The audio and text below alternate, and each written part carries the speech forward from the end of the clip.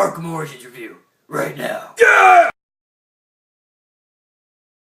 So yeah, Batman Arkham Origins came out October 25th, 2013, PlayStation 3, Xbox 360, Wii U, and PC. Believe? Yes. Made by Warner Brothers Montreal, not by Rocksteady this time. And it's a prequel to a lot of things Batman. And, this is a game we were really, really looking forward to. And we're here to discuss everything about it. Yes, Batman. But Just do your review like that. I don't know if I can keep it up. I'll do certain parts. Let's talk about the story first. What'd you think of the story? The story, without spoiling too much. Without spoiling too much, the story, at times, I think the story was as good as Arkham City, in my opinion. I feel at times it does lack in certain spots. Where I'm just like, okay, like a little bit. But then there's other times where it gets really good, and it's even better than Arkham City, I feel. I think probably I'm not, again, not spoiling anything, but I mean, there's one really, toward the end of the game, a really, personal moment between Batman and Alfred, and I think that's probably, one of the best moments of the movie, of the game. It almost is like a movie. It's so good. It's so good. It looks so good. And, I just mean, they played the story off really, really well to make it very much an Arkham game. Yes. To kind of flow with how the rest of the games have been flowing. And it's really cool to revisit some of the areas from Arkham City before, shit went down. I thought that was really interesting. You show up after one of the times you encounter the Penguin, and you're in Amusement Mile, and I was like, oh, I remember this place. And so it's just like that kind of a feeling. It's like, oh, wow, it's a little different, but it's still cool. Otherwise, the story was still, yeah. Yeah, I mean, I pretty much agree with Keith. The story was just as good as Arkham City. At times I felt that Arkham City lacked here and there in the excitement factor. And same with this game at times, but to me, this along with Arkham City, I mean, when this story is good, it is out of this world. It's almost untouchable by a lot of franchises out there. I mean, when the story is great in this, it rivals, The Last of Us or Halo or something like that. Something that just has amazing stories. And that's what I love about this game. There's a moment in this, without really spoiling anything, that makes you feel this sense of urgency. Like, you have to get this done quickly because shit's really about to hit the fan. That I just feel that no game makes you feel that way at all. And it just really just hooks. This is an addicting story as well. You don't want to put the control there. I think me and Keith finished this in 3 pretty long sittings. Yes. Where we sat down and played it for multiple hours straight. And it's such a powerful story, and with a really, really great ending. I'm not going to spoil anything, I just felt the ending was really great. And, I mean, if you love Batman stories, I mean, if you love the movies, if you loved Arkham Asylum and Arkham City, you will love the fucking shit out of this story. It is so good. And go ahead. Well, the last thing that I wanted to say about the story is that it sets up everything. Yes. About the Arkham series. If you know Arkham Asylum or even just Arkham City, it sets everything up so well. And also, again, it relates to the story, and we can dive into the characters in this game as well, is the evolution of Batman throughout this game is just played off so well. I mean, he is a very brutal and violent man in the beginning of this game. Yes. And actually, kind of throughout, it's a whole different side of Batman. Yes, Batman is younger in this game, and you kind of see him evolve and learn who he really is as Batman. And him and his relation to Alfred is just, it's just great. I mean, it really pulls at you and just sucks you in. And getting to some of the other characters, there's some really good characters in here. There's Bane. There's Joker. Joker, of course, is Black Mask. Firefly. Copperhead. Electrocutioner. Couple lesser known people. Shiva, who's a member of the League of Shadows, which is kind of where she fits into the thing. Deadshot, Deathstroke. There's all kinds of interesting characters that they throw, and even some lesser characters. You do get to deal with Penguin and his annoying ass in this game. Unfortunately. You get to deal with Mad Hatter, which is, I think, one of the the coolest sequences. Anarchy and Enigma. Enigma. Yeah, so you get it's very much a lot of the same stuff that you probably loved from the previous game. Yes. They made one of the things, that especially gameplay wise, because I was thinking of Deadshot. They made the detective vision and like analyzing crime scenes so much better. Yeah, they were really cool. Basically, you analyze a crime scene, you go through and you analyze multiple items, and that eventually puts the whole crime scene together, and you can play it forward or backwards and figure out certain pieces, such as, where a bullet came in, who did what, when it happened, or finding something, something might have fell out of someone's hand that you later have to find. The crime scene investigation and scanning was just great. That was cool. That's just one of the many, I think, good. Well, I would say they're great, but I mean, there's gameplay additions. They managed to keep it so that it feels relatively the same, which I don't think is a bad thing. If the combat system in the game is not broken, don't fix it. They added a couple things to it to make it more interesting, but they even made some things make you think, because you don't. This is before the time of Mr. Freeze. But they managed to keep freeze bombs in there, and there are multiple uses by introducing glue bombs.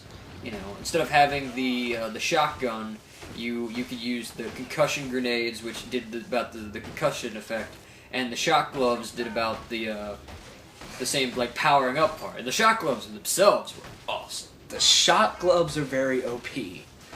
Once you get them, you can wreck. Because basically all you have to do is hit enemies enough to where you power them up. And then it doesn't matter if it's an armored enemy, a big enemy, or a shielded enemy. You don't have to stun them. You can just hit. And I feel that when you got the shock gloves, it kind of opened up some doors for some harder combat scenarios. There's a lot more enemies. Yeah, because you can just go smack shit. But then that's the problem that one of the problems that I have with this game is somewhat of the combat. It's very much similar to Arkham City. It's not different at all.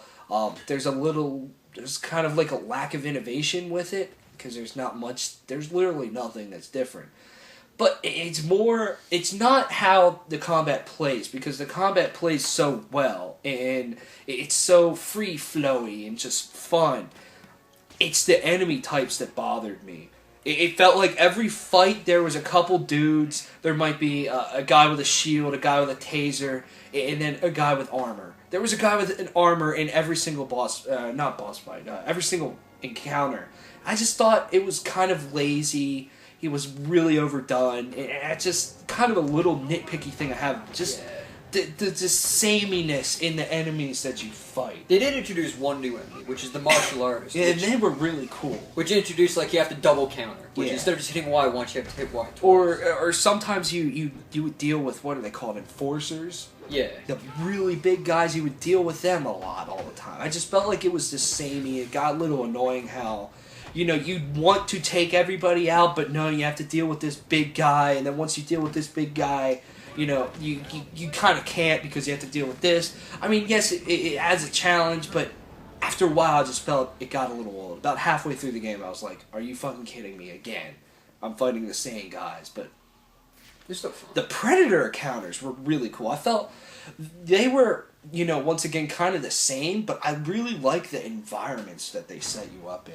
Yeah, they were really cool. The one cool gadget that I think they added in, which is, they got rid of the line launcher, which I never really used that much in Arkham City anyway, but they put the remote claw, which is cool because you can make a zip line, and you can do crazy stuff, but then some of the better things you can do with it is, hook somebody up to, a propane tank, and then it'll explode and it'll knock him out. You can, hook them together. And the other thing is, which is an eventual upgrade you can get, which is my favorite upgrade of the game, is you can hook an enemy to a gargoyle. You don't even have to go on top of it, and it'll automatically just string them up as if you did the inverted takedown.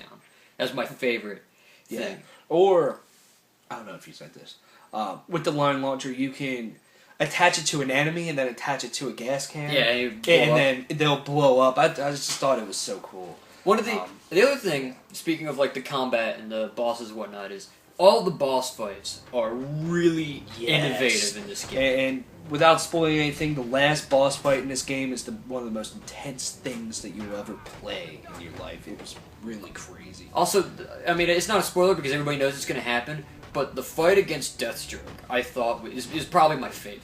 It's just because it requires... It's not too drastically different of combat, but, like, all you have to do is you can't hit counter immediately. You have to give it up. You have to wait a little bit so you don't... And then... Because if you do, you'll mess up the counter, and then you have to deal with multiple counters, which is really cool. It takes a lot of thought and skill. It took me a long time to get past them.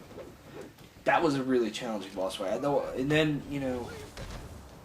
yeah, overall, I mean, because I don't want to spoil anything. Like, the boss fights are just really fun in this game. Yeah, I actually almost look forward to a boss fight. Yeah. When do you ever look forward to a boss fight in a game? Because you're always wondering, I wonder how this one's going to be. It was just cool. Overall, I mean, the story was really good. It took me about 13 hours to get through, I believe. I think I got through in a little less than that. I think I got through in 11. I also I did a little bit of side missions. Yeah, I just kind of went straight for the main story. Let's talk about side missions. In the world, and they opened up all of Gotham in this. It's not just Arkham City; it's Gotham. It's Gotham. So you fast travel to various points, which I thought was a great addition. But then they made it. You have to encounter the Enigma or the Riddler multiple times. You have to destroy his towers, and then you can drop with the Batwing into the various areas, and that's one of the main ones. They were kind of fun to do too. They were. I haven't done all of them, but they're not hard. No, which was something that, like, I mean, compared to the Riddler, like, hostages from Arkham City, which were bitches to do at times. It was really fun. It was Anarchy, which I only did a little bit with. But the Anarchy bombs piss me off. I'm not gonna lie. I'm stuck on the third one, and my controller got tossed into my couch a couple times.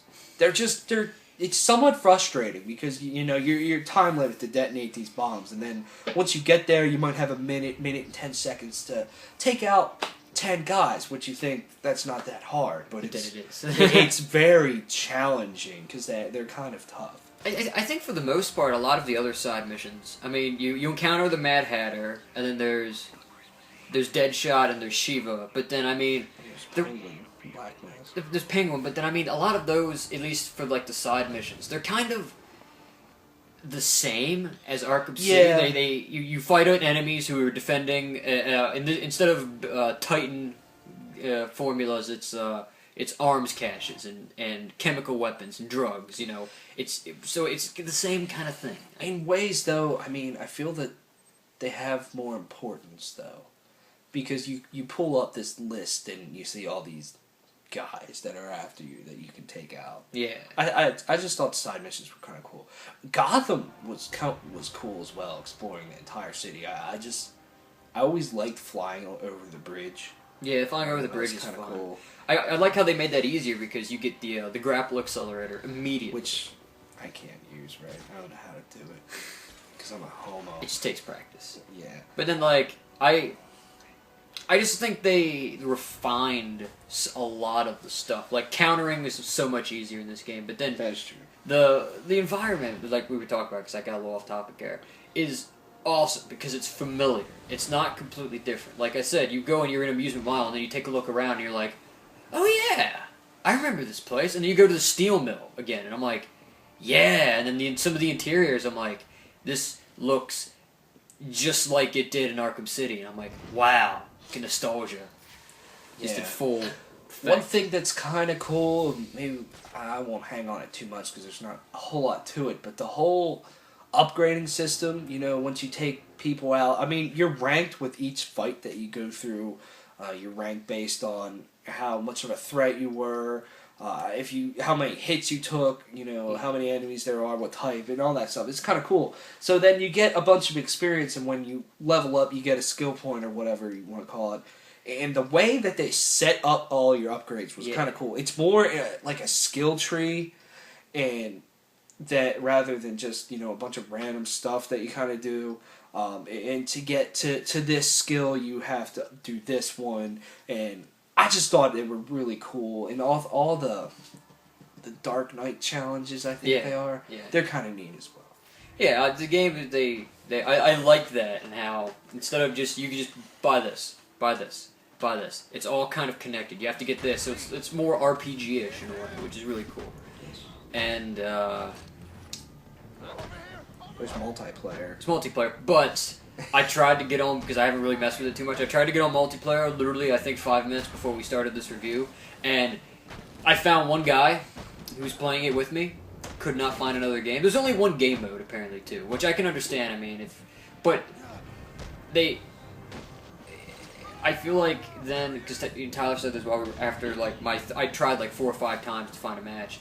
If like nobody's playing it and they put that much time into it, it almost seems like they wasted. Because that resources. gets to the last thing that I want to talk about this game, and the thing that I think is probably the biggest thing that's wrong with it. Yeah, I was saying how there's a little bit of a lack of innovation, but with this title, I mean, the story somewhat makes up for it in ways, but this game is glitchy as fuck. I don't know about you, but when I was trying to go somewhere and I fell through the map, I would have to go up on top of this roof and I would fall into the roof and I would be walking through the fucking roof. I experienced many glitches. There's this one part where you have to pull the raft along with your back claw. My raft stuck up and was twitching through the wall like this, and then wouldn't pop out. My game froze a bunch of times. It froze 3 times on me. I wish they wouldn't have done multiplayer and put all their resources into single player. Well, with all the glitches, the only glitches I've really had is once, or at least of recent memory, I phased through a building while doing the grapple accelerator, and my game froze twice. That was really about it. Mm-hmm. I never really encountered. There's just this one section of Gotham where you fall through that all the time, and it's really frustrating. Maybe that's somewhat where you have to go. See, I don't touch the ground too much, so I mean. So, overall, what would you give this game? I would still, even with some of the little problems this game has, I would still give it a 9 out of 10. I really enjoyed this game. I have to dock it a point because of all the glitches. I mean, that just really pissed me off a lot of times. And it's just a slight lack of innovation. 8.75 out of 10 for me. Okay. So, where's this game rank really quick among your game of the year? Wrong my game of the year? This might be. It might be. It's probably my top 10. Mostly because, one, I haven't played too many games that came out this year. But then, I mean, I still enjoyed the game, and that's a lot of what I base it off of. I had fun. Whether or not it's glitchy, or it could look like Duke Nukem 3D. Mm-hmm. And if it was fun, I'd be okay with it. So, I mean, I had a shitload of fun with this. I'm just trying to, look at it compared to Grand Theft Auto 5 or The Last of Us or Bioshock, and I don't think it really stacks up much against them. Yeah, but I would probably put it in my top 5 so far this year. It is a great game. And if you love Batman Arkham City, just buy this. You don't even have to think about it. Just buy it. It's killer. Just buy it. No.